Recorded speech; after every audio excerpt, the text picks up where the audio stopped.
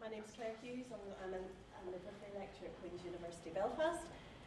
Just in case you weren't aware of what Northern Ireland looks like, I thought it'd be some of our beautiful scenery. And that's our landmark building in Belfast, the Lanyon building, part of Queen's. And so I want to thank MKM for giving me the opportunity to talk to you today. So I suppose Queen's is the sole provider of midwifery education in Northern Ireland, and I was even just talking to Lisa there this morning, and recognising that in many universities or in many placement areas there's lots of overlap, but with us we are the only provider of education, so our eMORA is the only one in use. And we have 5 hospital trusts across Northern Ireland with about 25,000 births per year. And so, it was a perfect opportunity to regionalise our documentation. These are some of our gorgeous students, hard at work. And so the MORA, and any midwives in the room will certainly be familiar with the MORA, as it's in 64 universities in England and then us in Northern Ireland. And it was developed as part of a collaboration. And it was validated by our professional body, which is the Nursing and Midwifery Council, in 2019. So the important things that needed to be incorporated into the eMORA were what we call the standards for supervision and assessment. So these are the people that are involved in the student's journey. Then midwives have got it's all about numbers in midwifery. So you have 40 births to achieve, you have 100 antenatal examinations, 100 postnatal examinations, 100 baby examinations, and a whole other little raft of things. So those are really key elements that had to be incorporated into the e-document. And then, importantly, there's a high number of proficiencies that students have to achieve year on year across the 3 years of their programme. And they're the same proficiencies, but they do them at a different level. So in the first year, they're just participating in care. Second year, they're contributing to care. And then in third year, they have to demonstrate proficiency. And our professional body are interested in that outcome at the very end of the programme. So those are all the elements that were absolutely key to making sure we're embedded. So early on, obviously, we had to make a decision about, do we stay safe with the MORA as a paper document, or do we move to being digital? Obviously, it was an easy decision. So we began working with MKM. We're already working with nursing. We talked about an iPad. So it was absolutely perfect to link with them. And we started with our first cohort with the May 2021. So we had a co-design team which consisted of the academics and the administration team in Queen's. We had practice education team, students, and then MKM, and we all worked together and have continued to work together. So our goals were that we had a nice smooth transition of the MORA to the digitised version, that it would be recognisable and usable for our students and would reflect a QUB approach. We knew that we had to obviously stick to the components of the MORA totally, but we wanted to make it reflective of our own university so that students could take ownership. We wanted it to make sure that we could get collectible data in a transparent way, and we wanted to maximise the student experience by making it flexible and easily accessible. So those were all the aims whenever we were setting out. What were the initial challenges with designing the eMORA? Well, it was the fact that it was an NMC approved document, so there was just no movement whatsoever. We had to adhere exactly with the content. We needed to reflect an incremental journey towards, I'm just saying to you about first year, second year, third year. So that by the point of registration, there would be no doubt whatsoever that a student would be ready to go onto the register. Timesheets are always important, so that the practicality of capturing timesheets to make sure that NMC hours were complete was absolutely vital, because they have to, a BSc student has to have captured 2,300 hours. There's no movement on that. And then we had a lot of debate about who should have controlled access to the eMORA. And initially we opted for the student ownership. We've just very recently changed that, but I'll talk about that later. So these are the people that are involved. They all look exactly like that, of course. So we have academic assessors who are the lecturers in the university, and then you have practice supervisors and practice assessors. So these are the people that input into the eMORA. So these are some sections of our eMORA, just so that you can be familiar with that. So each placement is labelled, so it's very easy to follow, to see exactly where a student is at a given time and their placement. It's easy to view at a glance the number of hours, placement hours that the student has already undertaken of their 2,300, which is great. And then this seems like a very simple thing, but it really mattered. It mattered to me at the start, which was whenever we were transitioning over, we colour-coded to reflect the Northern Ireland, there's a Northern Ireland maternity record that the students are so familiar with, and they know that green always means antenatal, pink is always associated with intranatal, and so on. Interestingly, we're in the process of becoming digitised across Northern Ireland with their platform, Encompass. I don't know if people know Encompass. Is that? Yes, some do. So that will no longer be important, but it really mattered whenever we were setting things up for familiarity. This was a great additional section that we got added. Another thing that is collected in data is the number of women that students care for with additional care needs. And we found that we were sort of trawling through to try and find, you know, all these particular women that had additional care needs. And then NKM came up with a yes do box going, and suddenly we had this really simple capture of this is exactly the number of women that a student has seen with additional care needs across. So very, very simple sometimes, but you know, whenever it happens and it's embedded, you're like, wow, what a difference.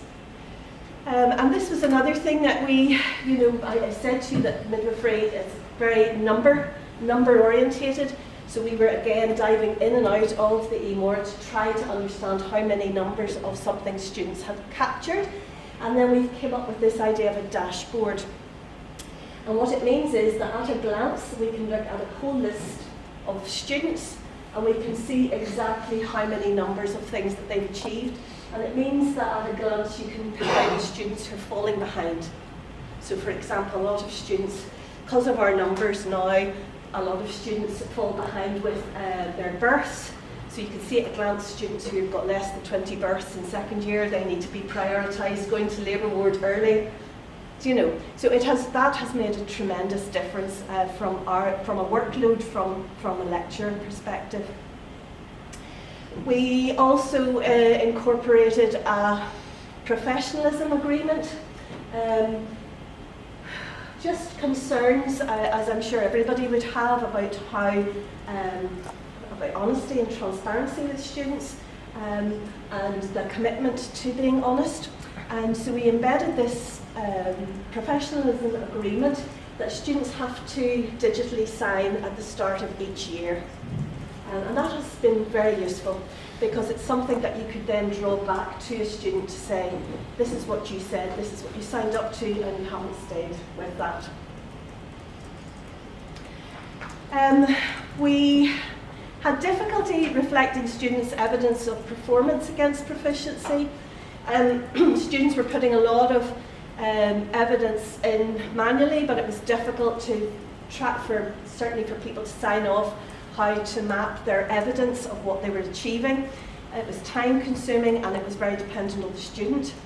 So one of the really big things that is new for Queen's certainly is this proficiency wheel. I'm not sure how familiar people in the room might be with this, but basically it gives us a visual representation of what students have achieved. So you will see there that there's dark grey on the wheel, there's yellow and there's green. I think, did I put, no I didn't put onto there what those mean. So the dark grey is whenever the student has signed proficiencies that they feel they've achieved, but they haven't had them formally approved. The yellow is if a practice supervisor looks at a student's progress and says, well look, you've got some great evidence gathered, but you're still on a bit of a journey here, so you're working towards achieving that proficiency And the green then means, yeah, well done, you've achieved. And so ultimately, by the end of the year, you're going to have a full circle of green, which will show you at a glance that a student is absolutely achieving everything that they need to do. One of the things that MKM helped us to do as well was with reflections. So with students, we asked students to write a lot of reflections, typical academic. But you know, whenever they have an experience, we say, please write it down. You know, write it up. And what we have now is that they can map proficiencies of that reflection, and it will appear then in their documentation. So this all adds, it gives them an incentive to do reflections and also gives something to target to discuss with their practice supervisor.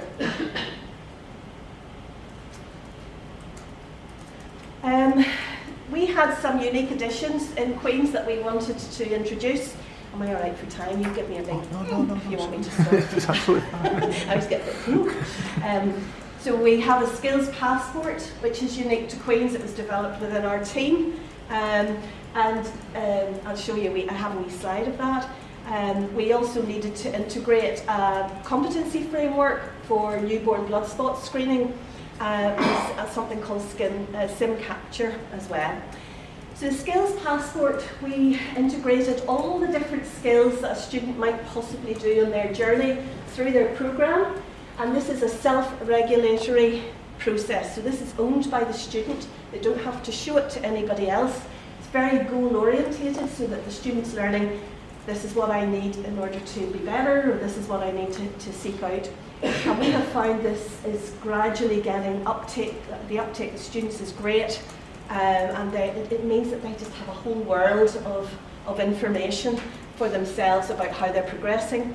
And we're in talks at the minute of maybe moving that into some sort of a preceptorship post-registration for midwives that they could use as well. The Newborn Blood Spot Competency Framework is something that's been rolled out in Northern Ireland for registered midwives. And it was, we got into discussions, and it was like, well, you know, we want the student midwives to do this as well. And so MKM helped us to embed that as a framework for working, and that's been really effective as well. Key elements that have given success in relation to the embedding of the eMORA has been, we do weekly eMORA bulletins that go out to all students, that go out to all practice staff, to the practice education teams, to the education team. And we've kept that up, and that has been really effective. We have also got a weekly drop-in, and there's always an academic, 12 to 1 on a Tuesday. Very often nobody comes, and we say, look, this is just a good opportunity for the academic to have 1 hour of email excitement. We all love that. But you know, you never know when a student's going to drop in, and it has been just great. So we've kept that going as well. And then we have meetings every 6 to 8 weeks with students, the education team, the practice education team, MKM, and the QUB administration team. And you know, that has actually been absolutely fantastic. To be honest, we tortured MKM and we made them have every monthly meetings for a very, very long time, but we've actually stretched that out. I honestly think that collaboration, working so closely, has been fantastic. How has the eMORA improved our service? Well, it's allowed us to monitor all our students as an academic and full access to portfolios. It's given us that ability to monitor failing students more closely, identifying students who are not achieving proficiencies, and then we can track students who are missing hours in placement more easily, and then those expectations of the NMC standards. And a richer, you know, we're getting an awful lot more from students than we ever would have previously. So have we achieved our goals? Yes, it's an ongoing journey, it's ever changing. But you know, our students are really, they love the wheel, by the way. See anything visual, they think it's absolutely brilliant. We only started that very recently. Midwives are taking longer to adapt, so I'm sure you have found it yourselves. You know, whenever we initially embedded the eMORA, you know, the first 2 years were just hard. And then we just embedded the wheel, and it's just like, it's hard again. But it'll come, you know, it just takes time. So thanks to MKM for being great listeners and doers, and we have always found our work with MKM so enjoyable, and so thanks, and that's me. I'm sure I talked too